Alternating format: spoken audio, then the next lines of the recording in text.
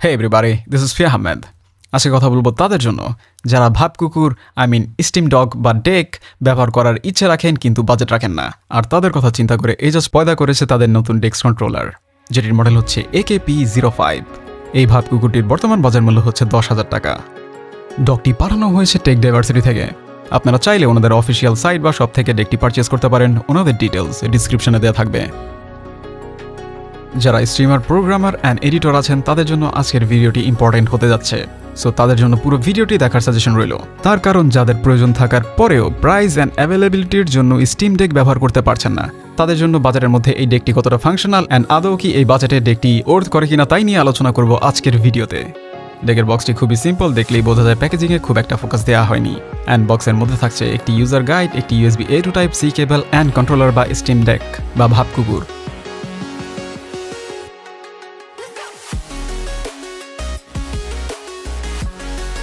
ডেকটির design অনেকটা এলগ্যাটো steam day প্লাসের মতো, তবে সিগনিফিকেন্ট কিছু পার্থক্যও রয়েছে। ডেকটির দুইটি কালার ভ্যারিয়েন্টে অ্যাভেলেবেল রয়েছে, black and white.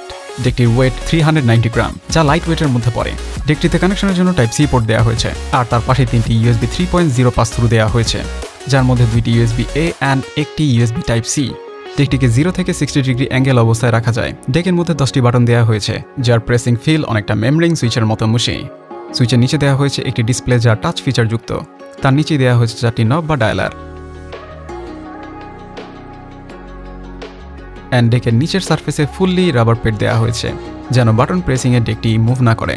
Overall ডেকটির build quality ভালো। বাই দ্য ওয়ে, ডেকটির মধ্যে কার রিডার স্লট মিসিং, যা মিস করা উচিত হয়নি বলে আমি মনে করি। সফটওয়্যার বা ড্রাইভার ছাড়া ডেক চিন্তাই করা যায় না। সো এই ডেকেরও একটি ডেডিকেটেড সফটওয়্যার রয়েছে, যা পিন কমেন্টে দেওয়া থাকবে।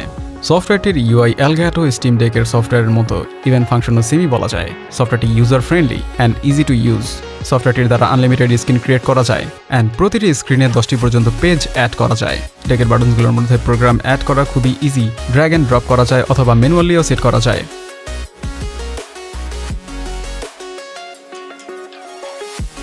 সফটওয়্যারের মধ্যে লগ ইন করে icon and program profile download করা যায়। তবে এজাজ যেহেতু স্টিম ডেক লাইন আপে নতুন, সো প্রোগ্রাম প্রোফাইল লিমিটেশন রয়েছে।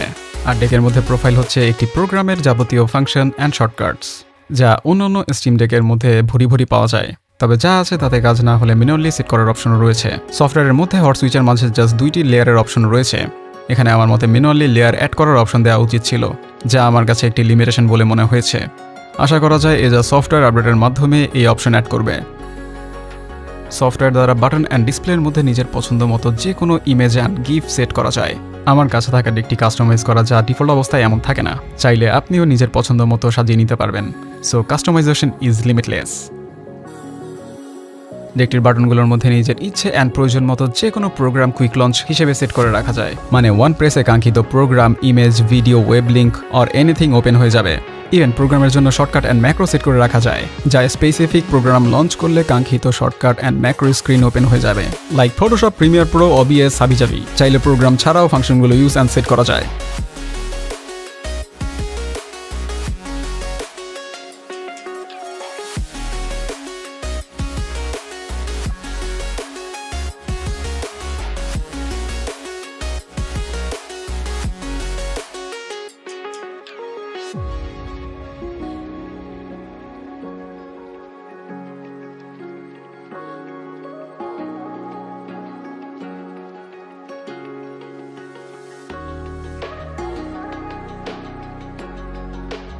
প্রয়োজনে 500 ওয়ার্ড পর্যন্ত হাবিজাবি লিখে সেভ করে রাখা যাবে। তার মানে ওয়ান প্রেসে রচনা লেখা হয়ে যাবে। যারা স্ট্রিম করেন তাদের জন্য এই ফাংশনটি খুবই গুরুত্বপূর্ণ। ইভেন চাইলে বাটনগুলো পিসি মনিটরিংয়ের জন্য ব্যবহার করা যায়, like CPU, GPU, RAM, internet uses, temperature, frequency and power uses. বাটনগুলোর নিচেই রয়েছে ডিসপ্লে, যার মধ্যে টাচ ফিচার্সের সাথে জেস্টার ফিচার্সও রয়েছে। আর জেস্টার দ্বারা ডিসপ্লের স্ক্রিন অথবা পেজ পরিবর্তন করার যে কোনো একটি অপশন সিলেক্ট করে ইউজ করা যায়। ডিসপ্লেটি 4 স্টেপে ডিভাইডেড, আনলাইক বাটনস। ডিসপ্লের মধ্যে বাটনের সব ফাংশন ইউজ করা যাবে না, তবে এক্সট্রা ফিচার্সও রয়েছে যা নবের সাথে কম্বাইন করে ইউজ করা যায়, লাইক ডকের স্ক্রিন অ্যান্ড পেজ পরিবর্তন, brightness control, volume control, media control, বিভিন্ন প্রোগ্রামের প্রিসিশন পরিবর্তন। যদিও আমি প্রিসিশন কন্ট্রোল করার অপশন সফটওয়্যারের মধ্যে পাইনি, হয়তো ফিচারে অ্যাড করা হতে পারে। তুলনামূলকভাবে এই ডেকের মধ্যে নব অ্যান্ড ডিসপ্লের ফাংশন অনেকটাই কম, যা আশা করা যায় ফিচারে অ্যাড করা হবে। ডেকটি এই প্রাইসে অসাধারণ, তবে ইমপ্রুভ করার জায়গা রয়েছে।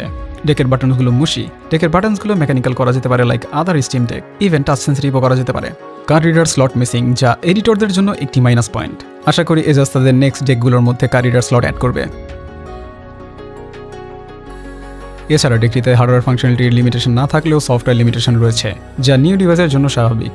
আশা করা যায় বছর খানেকের মধ্যে এই লিমিটেশন সলভ হয়ে যাবে। ইন দি এন্ড বলা যায়, বাজেট যদি হয়ে থাকে 10,000 টাকার মধ্যে আর চাচ্ছেন স্টিম অ্যান্ড এডিটের ওয়ার্কফ্লো ইজি অ্যান্ড ফাস্টার করার জন্য একটি ভাবকুকুর, তাহলে এই ডেক্স কন্ট্রোলারটি নিয়ে নিতে পারেন, হাইলি রেকমেন্ডেড। অ্যান্ড আজ এই পর্যন্তই। কথা হবে অন্য কোনো দিন অন্য কোনো ভিডিওতে। সে পর্যন্ত বিদায়, আল্লাহ হাফেজ।